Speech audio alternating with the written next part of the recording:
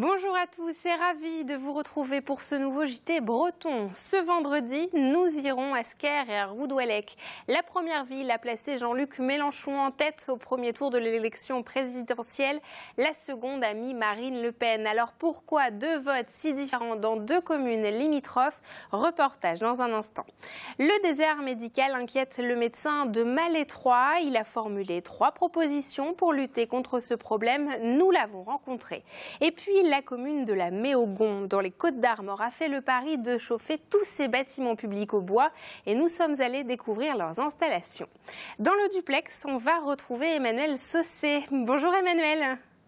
Bonjour Julie. Et vous nous emmenez dans des gares aujourd'hui? Oui, je me suis plongé dans les données de la SNCF et j'ai découvert des gares très peu fréquentées en Bretagne. Eh bien, vous nous en parlerez dans un instant, Emmanuel. Bienvenue à tous dans cette édition du vendredi 5 mai 2017. Et des images au large de Groix pour démarrer cette édition. Le filayeur Liselvol a fait naufrage vers 13 h. 3 marins ont été évacués, mais un 4e est toujours coincé sous la coque du bateau. Les sauveteurs font leur possible pour le sortir de l'embarcation retournée. Des images de Fanny Cocconnier. Autre image, celle de 2000 Bretons contre le Front National ce jeudi en fin de journée. Des rassemblements se sont déroulés à Brest, Quimper ainsi qu'à Saint-Brieuc. Un appel à la mobilisation lancé par la Ligue des droits de l'homme et le collectif de vigilance antifasciste 22, seulement 3 jours avant le second tour de l'élection présidentielle. Politique encore, et on revient sur les résultats du premier tour de l'élection présidentielle. Alors si Emmanuel Macron est arrivé en tête dans la plupart des villes de la région, d'autres communes ont placé Jean-Luc Mélenchon et Marine Le Pen en tête. Vous le voyez sur la carte, les deux candidats se partagent le centre de la Bretagne. À Sker, ici en rouge, on a voté majoritairement pour Jean-Luc Mélenchon, alors qu'à Roudouallec, juste à côté, en bleu sur la carte, on a placé Marine Le Pen en tête, et ce depuis plusieurs scrutin. Alors comment expliquer que ces deux communes votent d'un extrême à l'autre? Frédéric Lorenzon s'est rendu dans les deux villes pour rencontrer les maires et essayer de comprendre. D'un côté Sker, 5300 habitants, et juste à côté, dans le Morbihan, Roudouallec, 740 habitants. Après le premier tour de la présidentielle 2017, deux résultats opposés. À Sker, on a voté Mélenchon, majoritairement. Le candidat de la France Insoumise totalise près de 25% des voix, soit 5 points au-dessus de la moyenne nationale. Je pense qu'on peut attribuer cela, oui, à cette histoire ouvrière, à savoir que donc, la commune de Sker a quand même un passé industriel donc, par l'entreprise Bolloré qui, au sortir de la guerre, avec plus de 1000 salariés. Il y a eu aussi la Salaison Corlair et puis d'autres entreprises agroalimentaires. Donc je pense, oui, que c'est dû à ce passé industriel de la commune. Dans la commune voisine, dans le Morbihan, Roudouallec a placé Marine Le Pen en tête. Ici, le sentiment d'isolement, la difficulté du développement donne le sentiment d'être oublié. Déjà, aux élections précédentes, on avait vu une montée régulière du Front National. Aujourd'hui, nous avons aussi un nouvel électorat, une nouvelle génération qui vote pour la première fois. Et peut-être est-ce une raison des jeunes qui en fait sont un peu perdus dans la politique, dans les politiques qui sont menées, qui ne comprennent rien en fait à ce qui est mené au sujet du monde rural et puis effectivement qui ont besoin de changement. Dimanche, les deux élus appellent à voter pour le même candidat, Emmanuel Macron. À la présidentielle 2012, les deux communes avaient placé François Hollande en tête au second tour. Un coup de gueule, à présent, celui du médecin de Malétroit dans le Morbihan. Installé depuis 15 ans, il lutte contre la désertification médicale, c'est l'une de ses priorités. Et il propose 3 outils pour combattre ce problème. Karine Chevrolier l'a rencontré. Mobiliser les retraités volontaires à travers des cabinets médicaux provisoires, c'est l'un des 3 outils avancés par le docteur Loïc Hervé pour enrayer la désertification médicale. Un dispositif déjà expérimenté sur la commune de Malétroit depuis novembre dernier. Vous avez un médecin qui quitte son activité, on ne peut pas rapidement le remplacer. Donc nous ici, on a imaginé la création d'un cabinet médical provisoire dont je suis le médecin employeur. Donc j'emploie 3 collaborateurs salariés qui ont 70 ans. Comme si l'avenir de la médecine française reposait sur les septuagénaires. Et c'est justement à destination des jeunes internes en médecine que le second outil s'adresse. L'idée, un service de renfort médical obligatoire d'une durée de 6 mois. L'affectation des internes en fin d'internat prioritairement dans les zones désertifiées, c'est-à-dire que son stage de fin d'études, eh ben, il le fera à Mur de Bretagne, à Guéméné-sur-Scorff, à Carré, ou à la Souterraine dans la Creuse, s'il est volontaire, pourquoi pas. Troisième solution proposée, un service de santé rural et des zones sensibles, avec notamment des cabinets médicaux mobiles, des propositions envoyées à l'ensemble des candidats à l'élection présidentielle, mais aussi à des acteurs de la vie civile, en tout 50 dossiers. La question étant de semer des idées, parce que, je répète, depuis 15 ans, rien ne marche, donc il y a un moment, il faut que ça cesse, il faut que le prochain gouvernement prenne des décisions. À ce jour, ce militant des Républicains n'a reçu qu'un seul écho, celui du Parti socialiste.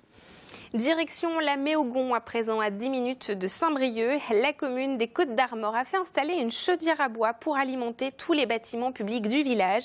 Et Mathilde Kemener s'est rendue sur place pour découvrir ce système. À la Méogon, petite commune de 1300 habitants, il faut aller sous terre pour découvrir la fierté de la mairie, une chaudière à bois. Elle permet de chauffer tous les lieux publics, c'est-à-dire environ 2000 m². Sur ce projet, on a eu vraiment une volonté politique pour diminuer notre empreinte carbone. Et donc ce projet devrait nous permettre à terme, dès cette année et l'année prochaine, de faire une économie d'environ 35% sur notre facture énergétique. Fini le fioul et le gaz, un travail qui a demandé 7 ans d'élaboration. L'énergie fossile, certes, est extrêmement polluante en traçabilité carbone, mais extrêmement coûteuse. Et c'est la survie de notre planète pour les générations futures. Donc si on peut être sur des projets comme ça, exemplaires, pédagogiques, c'est effectivement une fierté partagée par notre conseil municipal. Pour l'instant, le bois provient de l'ouest du département grâce à l'organisme Bocagenèse. Mais à terme, la mairie espère pouvoir profiter du bois à côté de la commune. Là, ça serait vraiment une économie circulaire formidable si cet approvisionnement pouvait se réaliser pour notre chaufferie. D'autant plus que la ressource en bois pourrait approvisionner une dizaine de chaufferies comme la nôtre. Donc pas de souci avec les repousses de bois. Et ça, c'est le deuxième chantier que l'on va mener en cohérence avec notre magnifique chaufferie. Avec cette initiative, ainsi que la rénovation des bâtiments publics, de l'église et la création de chantiers participatifs, la Méogon fait figure de commune dynamique. Peut-être la recette du succès, des primo-accédants s'installent et la population rajeunit. Et on retrouve tout de suite Emmanuel Saucé pour le duplex. Il va nous parler de ces gares peu empruntées par les voyageurs. Alors Emmanuel, vous avez repéré des gares vraiment très peu empruntées en Bretagne. Oui, alors on parle plutôt de halte, puisque les gares en question se limitent en fin de compte à un quai, un abri et aucun personnel sur place. Alors selon les chiffres de la SNCF, il y en a 9 en Bretagne qui ont vu passer moins de 1000 passagers en 2015. Ça représente moins de 3 voyageurs par jour. La plupart se trouvent dans les Côtes-d'Armor. La Méogon, on en parlait justement tout à l'heure, c'est par exemple seulement 45 voyageurs en 2015. Même pas un par semaine. Il n'y a pas que les Côtes-d'Armor, on peut citer aussi Saint-Égonnec dans le Finistère ou encore les Sables Blancs sur la ligne Auray-Quiberon dans le Morbihan. Et tout cela a un coût, on imagine. Alors bien sûr, pas autant qu'une grande gare avec du personnel, mais l'exploitation des quais et haltes par la région Bretagne, qui gère les TER, a évidemment un coût pour la collectivité, oui. Pour le moment, en revanche, la Bretagne indique qu'elle n'envisage pas de fermeture de gare. Alors quel pourrait être l'avenir de ces endroits ? Avant de penser à fermer une halte, la priorité pour la région, c'est d'essayer d'en augmenter la fréquentation. C'est aussi valable d'ailleurs pour les gares qui sont un petit peu plus grandes. L'une des principales pistes, c'est d'y associer des services nouveaux pour en augmenter l'attractivité. Ça peut être des bornes interactives, ça peut être des prises électriques pour brancher son ordinateur portable ou son téléphone. Ça peut aussi être des choses comme de la location de vélos, des échanges de livres. Actuellement, la région mène une expérimentation à la gare de Landivisiau qui va vraiment dans ce sens-là. Et on suivra cette étude pour connaître les résultats sur l'avenir d'un tel aménagement. Merci beaucoup en tout cas Emmanuel pour toutes ces informations. Et quelques mots aussi sur le Grand Prix Guyadère dans cette édition. Depuis le début de la semaine, les Pendwick, des AM40, classe 40, mais aussi les IMOCA et les Multi 50 s'affrontent dans la baie de Douarnenez. L'événement se termine ce lundi et durant tout ce week-end, des courses vont encore se dérouler sur l'eau. Et à côté des bateaux, vous pourrez aussi découvrir ce week-end les compétitions de stand-up paddle. Comment continuer à pratiquer une activité physique lorsque l'on est retraité et que l'on vit en maison de retraite? Eh bien, pour motiver les pensionnaires, un établissement de Fougères en Ille-et-Vilaine s'est doté d'un vélo connecté. Il emmène les personnes âgées à New York, Shanghai ou encore Venise. Claudia Caratori. Vous souhaitez aller où? Paris, Bordeaux, Carcassonne, Strasbourg. Strasbourg, allez. Venise, Strasbourg ou encore New York, ces personnes âgées peuvent découvrir une vingtaine de destinations à travers le monde et c'est à vélo qu'ils parcourent les villes de leur choix. Il y a des jolies maisons, hein? Ah oui, à Colombage. À Colombage, ouais. Motomed, c'est le nom de ce vélo interactif virtuel. L'EHPAD de la Chénardière à Fougères a investi 10 000 € dans ce matériel qui représente un véritable intérêt thérapeutique. Et vous avez fait à peu près 1,46 km. C'est pas mal. Ça permet aux personnes plus ou moins dépendantes de faire du vélo, de travailler leurs genoux. Moi, je leur dis des fois, vous avez fait 25 minutes de vélo. Non, c'est pas possible. Parce que le fait de regarder la télé, le paysage, de voir, ça leur passe le temps et ils travaillent sans en avoir l'air, en fin de compte. Les utilisateurs profitent du paysage et font travailler leur mémoire en se rappelant de lointains souvenirs de voyage. Ça rappelle les bonnes choses.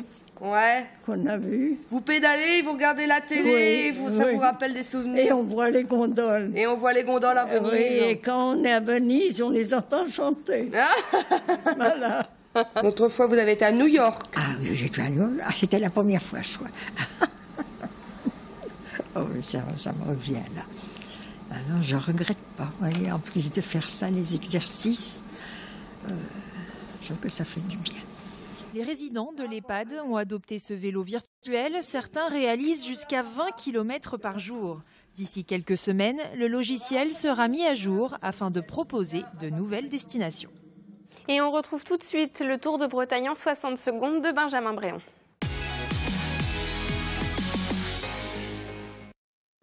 Après les yourtes et les cabanes dans les arbres, un nouveau type d'hébergement insolite arrive dans le Morbihan, les gîtes flottants. Ceux-ci viennent d'être installés sur un méandre de Loust à Guégon, à proximité immédiate du canal de Nantes à Brest. Et en plus, ils sont construits en Bretagne. Terminé les places de bureaux fixes chez Nokia à Lannion, les salariés ont désormais le choix entre quelques 750 postes qui permettent de se connecter au réseau interne. L'igloo, la yourte, le carré SNCF, à chacun ses habitudes, à chacun ses usages.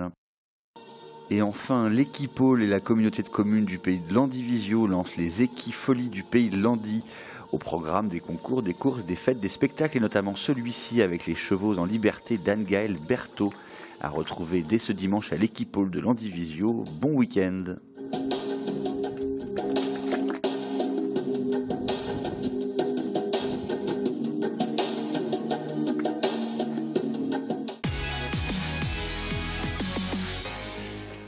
Merci de nous avoir suivis. Je vous retrouve lundi à 19 h pour une édition spéciale résultat de l'élection présidentielle Vue de Bretagne. D'ici là, très bonne soirée et bon week-end.